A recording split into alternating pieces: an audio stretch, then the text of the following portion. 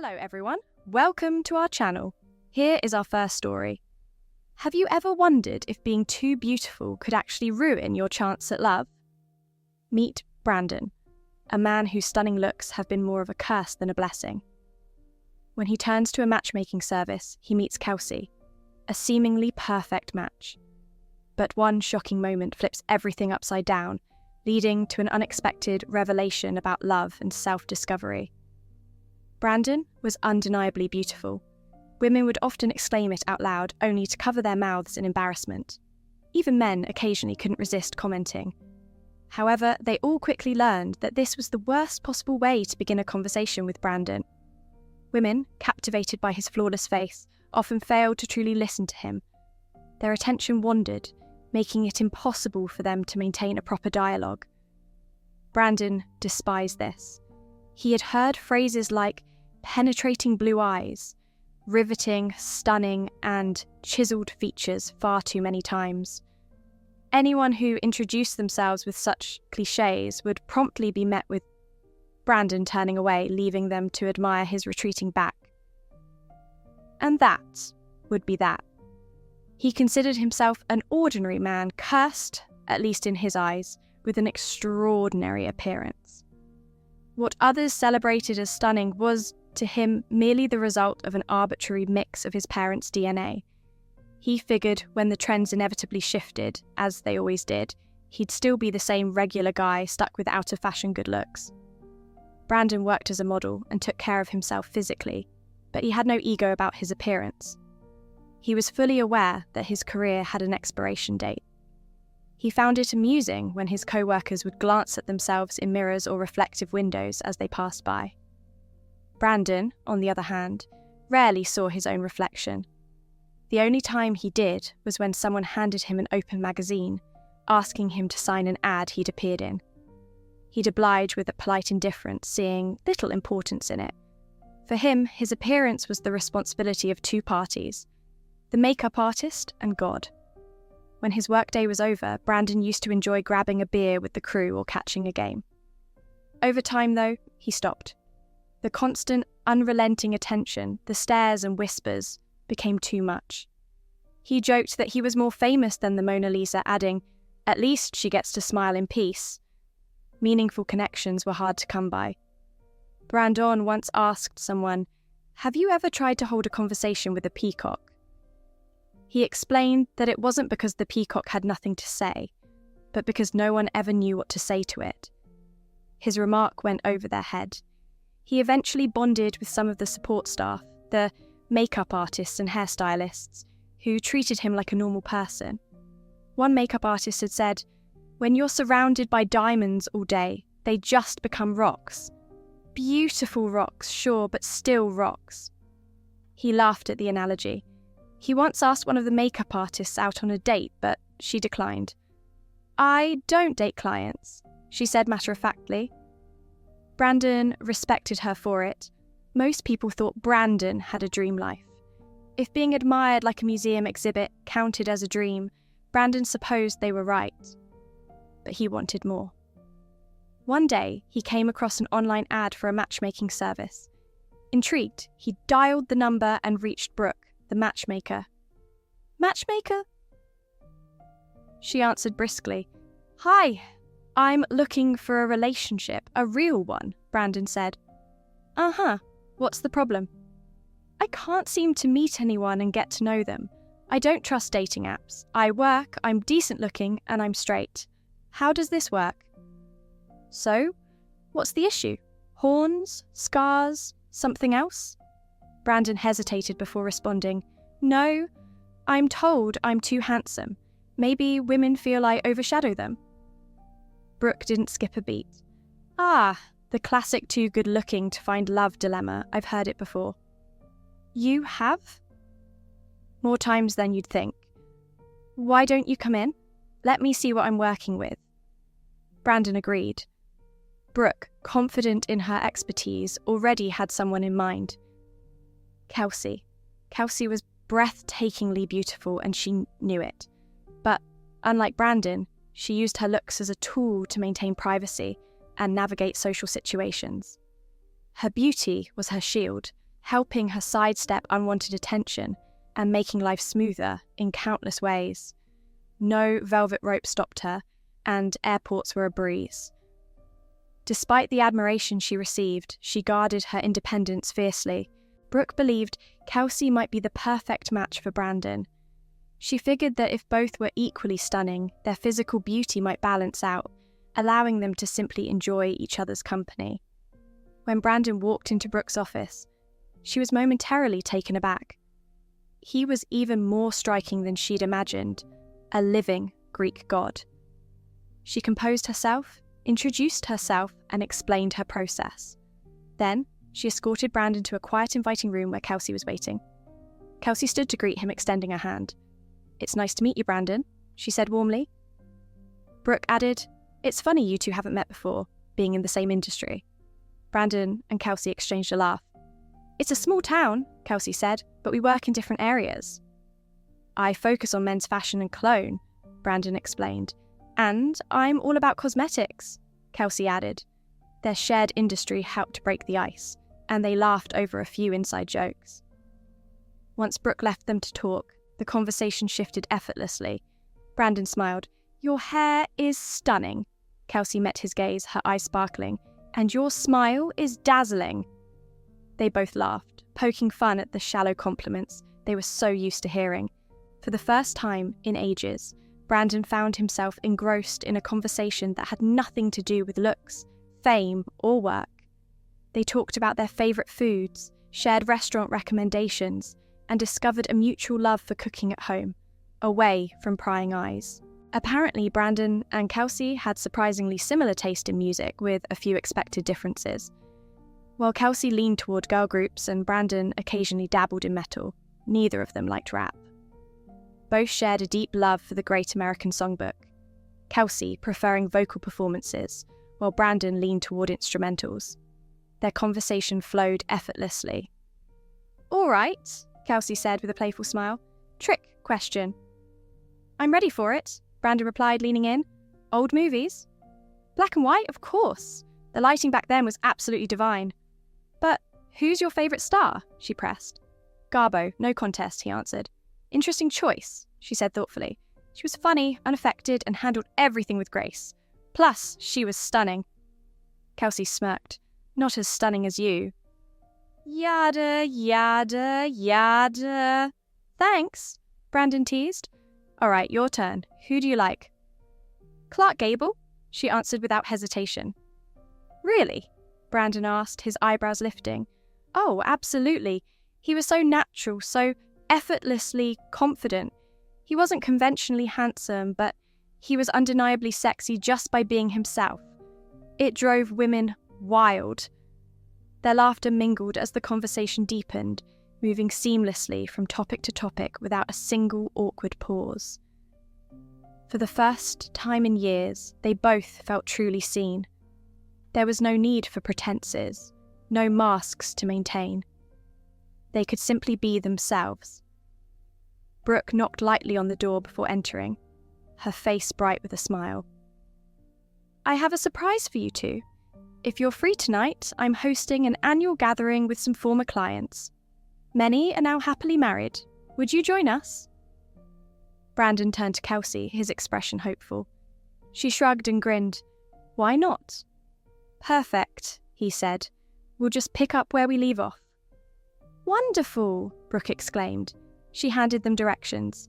"You two look fantastic together. Oh, and we'll be having dinner, so don't fill up on cookies," she added with a wink. Kelsey rolled her eyes at Brandon, as if cookies could ever be my downfall. They all laughed as they headed out. Brandon and Kelsey rode together in his car while Brooke drove separately. On the way, Kelsey broke the silence. "Do you think this will be okay?" Brandon chuckled. "These are Brooke's people. If they're anything like her, I'd expect nothing but class." "She brought us together, so I'd call her a genius," Kelsey said, smiling. "At the very least, we can talk to each other all evening," Brandon added with a grin. "That works for me," she agreed. After a comfortable silence, Brandon spoke again. I have to say, it's been so long since I've been able to just talk with someone and actually feel heard. Kelsey smiled warmly and placed her hand on his. Same here. It might take some getting used to. Let's try. Deal? Deal. When they arrived, the atmosphere was warm and inviting. Everyone was friendly, and to Brandon and Kelsey's surprise, no one acted strangely around them. It became their private joke for the evening. How refreshingly, weirdly normal everything felt. Most couples sat at intimate tables for two, while Brooke joined a larger group of longtime clients who were now happily married. Soft music played in the background, mingling with the gentle hum of conversation. Occasionally, someone would stand to praise Brooke for her matchmaking skills. To everyone else, Brandon and Kelsey were just two new acquaintances, nothing more. Weird. Brandon raised his glass to toast Kelsey. She clinked hers against his, smiling as she took a sip. But just as she swallowed, Brandon cracked a joke and Kelsey began to choke. The room went silent as her coughing worsened. She waved Brandon away, insisting she was fine, but her breaths became shorter, and her panic grew. Kelsey stood abruptly, knocking over her chair as her face reddened and her eyes rolled back. She wavered on the verge of collapsing. Brooke rushed forward and performed the Heimlich maneuver with practiced precision. Kelsey gasped as the blockage cleared, and they both fell to the floor. A concerned crowd gathered around them. Someone shouted, "Call 911." But Kelsey, still coughing, waved them off. "No, don't. I'm fine," she rasped. Brooke, kneeling beside her, extended a hand to help her up. Kelsey recoiled. "Don't touch me, you bitch! Get away from me! Who gave you permission to come near me?" Brooke froze, withdrawing her hand as she stood. Kelsey glared at her ruined dress. "Look at this! You ruined it!" she shrieked. "Leave me alone!" The tension in the room was palpable. Brandon tried to comfort Kelsey, placing an arm around her, but she shrugged him off. "I said, leave me alone," she snapped. Brooke spoke softly. "I was just trying to help. I was worried." "Don't ever touch me again," Kelsey interrupted, storming toward the door. She paused briefly, turning to Brandon. "Are you coming?" Brandon apologized to the room, bowing slightly, before taking Brooke's hand. He kissed it gently. "I'm so sorry. You didn't deserve this." Brooke smiled faintly and nodded. "It's okay. Go." A few days later, Brooke's office phone rang. "Matchmaker," she answered. "Hi, Brooke, it's Brandon." "Brandon, I am so sorry about what happened. You shouldn't have had to deal with that. How can I help? I suppose you're calling to fire me." "Brooke, I won't accept your apology. But there's something you can do for me. I don't know what to say. What is it?" "Let me take you to dinner." Brooke hesitated. "Brandon, I don't socialise with clients. That's a conflict of interest. You don't have to worry. You're fired." "What?" "I'm no longer your client. You're free to have dinner with me." Brooke was silent, stunned. Brandon continued. "What happened the other night was unfortunate, but your grace and kindness showed me something I'd never seen before. You are the woman I've been looking for. Please, let me take you out." Brooke's voice wavered. "I don't know what to say." "Say yes. Let's get to know each other." There was a long pause. Then, finally, she answered softly. "Okay. When?" "Friday night?" "Okay." Brooke hung up the phone and sat in silence. Then, overwhelmed, she began to cry. The end. What if love could reach beyond life itself? In this second story, we meet Ryan, lost in grief after Amber's passing, as he finds a glimmer of hope in a vibrant new neighbour. But can he let go of the past to embrace a future? Grab a tea or coffee, and if you haven't already, here's your chance to like and subscribe for more captivating stories. Let's dive in. I am deeply concerned about the man I live with. Our relationship is close yet distant, a quiet rhythm we've settled into over time. Each morning begins the same way, a shared bowl of Cheerios with milk. In the evenings, it's always a microwave dinner. Occasionally, he watches television, flipping aimlessly through channels, news reports, a sitcom here and there. Yet, laughter never escapes him, not even during the funniest scenes. Though still young, his prematurely greying hair has begun creeping along his temples. The majority of his life lies ahead, but as he slouches into the couch, clutching a pillow to his chest while staring blankly into space, his future feels more like a heavy burden than a gift. One day, as I stand in the hallway of our apartment complex, I notice a new neighbour. She's balancing a large cardboard box, her back arched awkwardly under its weight. All I can see of her are her eyes and the top of her nose, peeking over the edge of the box. Just as she reaches for her apartment door handle, she sways, teetering under the load. I'm convinced she'll drop everything when, suddenly, Ryan steps forward from behind me. With quick reflexes, he steadies the box with one hand and gently pulls her upright with the other. "Hi. Sorry, do you need a hand?" he offers, his voice hesitant, his face reddening slightly. The woman exhales in relief. "Oh my gosh, thank you," she says, shifting the box entirely into his arms. Ryan, despite the effort, holds the box steady while she fumbles with her door. "If you could just hand it to me now?" she asks as she disappears into her apartment. As she moves out of sight, I finally get a clear look at her. Her dark brown bangs hang nearly into her eyes, and the rest of her long hair is pinned up in a clip. Ryan passes the box into her waiting hands and hesitates as she vanishes into the apartment. He turns to leave, heading back toward ours, but her voice stops him mid-step. "Hey, thanks again for the help. Do you live nearby?" she calls out. Ryan halts and turns, looking almost surprised by the question. Yes, I do. I should have introduced myself. I'm Ryan. I live just across the hall from you." He extends his hand toward her. Ryan. Hearing him say his name feels strange. It's been so long since I've heard him introduce himself to anyone that I almost forgot what his name sounded like. I'm Nicole," she replies, shaking his hand with a bright smile as she brushes her bangs away from her face. For a moment, they linger there, hands clasped. A small smile begins to form on Ryan's lips before he quickly drops her hand and stammers, "It's nice to meet you, Nicole. That box was heavy. I don't think I could have gotten it up the stairs myself. I'm impressed." Nicole laughs. "That was my VHS collection." "VHS? Really?" "Yep," she grins. "I'm a humanities professor at the local community college. Some old films are only available on videocassette, and I've got a few personal favourites. Things like Knight Rider and the original Star Wars trilogy." "Seriously? I grew up watching the originals," Ryan says, his tone warming. "Well, if you're interested, I'd be happy to lend them to you sometime," Nicole offers. "Oh, I don't have a VHS player," Ryan admits. "No worries. Maybe we can watch them together sometime," Nicole suggests with a smile.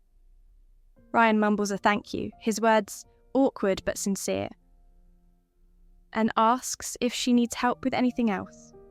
As they begin chatting, I slip back into our apartment, leaving them to their conversation. Sitting on the couch, I mull over what just happened.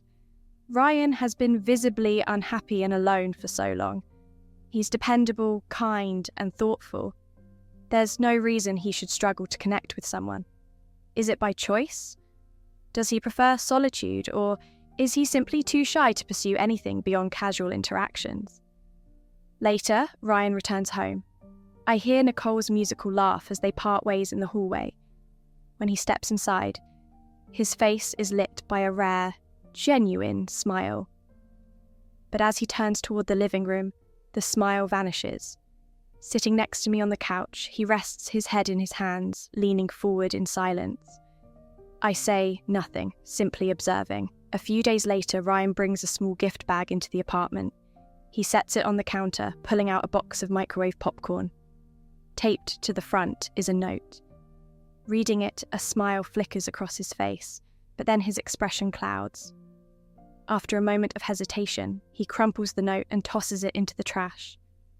Curious, I retrieve it once he's left. It reads, "Thanks for helping me move. Let me know when you want to come over and share my VCR." There's even a phone number at the bottom. Why would Ryan throw this away? He seemed happy around Nicole, and she's attractive, friendly, and clearly interested in him.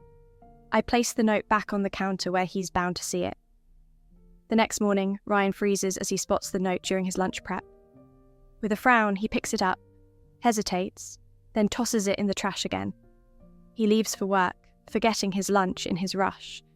When he returns, the note is waiting for him once more, this time alongside his untouched lunch. He groans in frustration, swearing under his breath, something completely out of character. He not only throws the note away, but removes the trash bag entirely, tying it off and leaving it by the door before grabbing his lunch and rushing out again. Am I pushing him too far? I don't think so. Just the other day, I noticed him pause at Nicole's door. He seemed about to knock, but retreated, returning to the apartment instead. I wrestle with the knot in the trash bag, my fingers fumbling until I manage to loosen it. Near the top of the bag lies the crumpled note, its surface heavily wrinkled, the ink slightly faded. Still, the words and phone number remain clear enough to read. Carefully, I retrieve the note, smooth it as much as I can, and place it back on the counter. After retying the trash bag, I leave it in its original spot as if nothing had happened. When Ryan arrives home, he sets his lunch kit on the counter and immediately grabs the trash to take it out to the dumpster. Upon returning, he begins emptying his lunch kit, removing the used dishes one by one. That's when he notices the note on the counter. For a moment, his face drains of colour. He picks it up, staring at it with an expression of disbelief, as though the note itself has defied him. His legs seem to buckle slightly, and he staggers to the couch, sitting heavily.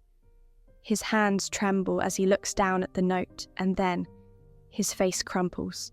Silent tears begin to fall as he presses his hands to his face, trying in vain to wipe them away. Seeing his distress, I sit down beside him, my heart aching for him. "Oh, Amber," he murmurs, his voice thick with emotion. "What would you say about me now?" Hearing him say my name feels like a shockwave, pulling together every fractured piece of myself. A flood of memory surges through me, vivid and overwhelming. Ryan and I, dancing as high school sweethearts at the prom, staying up late on the phone, whispering secrets in the stillness of the night. Heated arguments, screaming until we were breathless, followed by tender reconciliations, curled up together on the couch. College years spent sneaking into each other's dorm rooms despite the strict rules of our religious school. The years after graduation, moving from one place to another, chasing dreams and trying to find stable jobs. We had finally settled in this apartment. Ryan found work as an accountant at a bank, while I jumped from one job to another until I landed at the bakery. On the rare evenings when our schedules aligned, we would cook meals together in the kitchen, relishing the simple joy of each other's company. I remember sitting in this very room, snuggled close to him after one of our homemade date nights. But I also remember the parts of my life that were mine alone, lying in the grass as a child, gazing up at the stars, sharing endless giggles with my best friend during childhood sleepovers, discovering a love for baking as an adult, creating elaborate desserts that filled me with pride, walking alone on sunny days, basking in the warmth on my skin and feeling utterly alive. And I remember that final night, driving along the road, glancing over my shoulder as I merged into traffic, seeing a truck coming toward me out of the corner of my eye. The collision, the sudden end. Even after death, I remember looking down on Ryan as he identified my body, his gut-wrenching sobs as his entire world collapsed around him. For 18 years, we had been everything to each other. Through all the twists and turns of life, we had held on to one constant: each other. But in those moments of clarity, I remembered the sweet relief that came with recalling all of myself, even the moment of my passing. I hadn't wanted to leave Ryan behind, not alone, yet only a fragment of me stayed tethered to him, driven by my overwhelming concern. The rest of me drifted away, leaving us both incomplete, both shattered. Now, Ryan wipes his eyes, his expression softening as he gazes down at the note. The invitation in his hands is a chance to step back into the world, to start again. I want so desperately to hold him, to speak words of comfort, but I can't. Instead, I slip quietly away, knowing this is the last time I'll linger by his side. I cannot allow myself to splinter again, cannot continue existing in this fractured state. Though I can't see the future, I imagine him making the call. I picture him dialing Nicole's number, accepting her invitation. I see him stepping into a new chapter of his life, finding love, rediscovering joy, and basking in the warmth of the sun once more. As for me, I yearn for the same light. After so many aimless days in the shadows, I feel its radiance flooding every part of my being. Whole and at peace, I finally move on. Thank you for watching. We hope you enjoyed it and we'll see you again soon.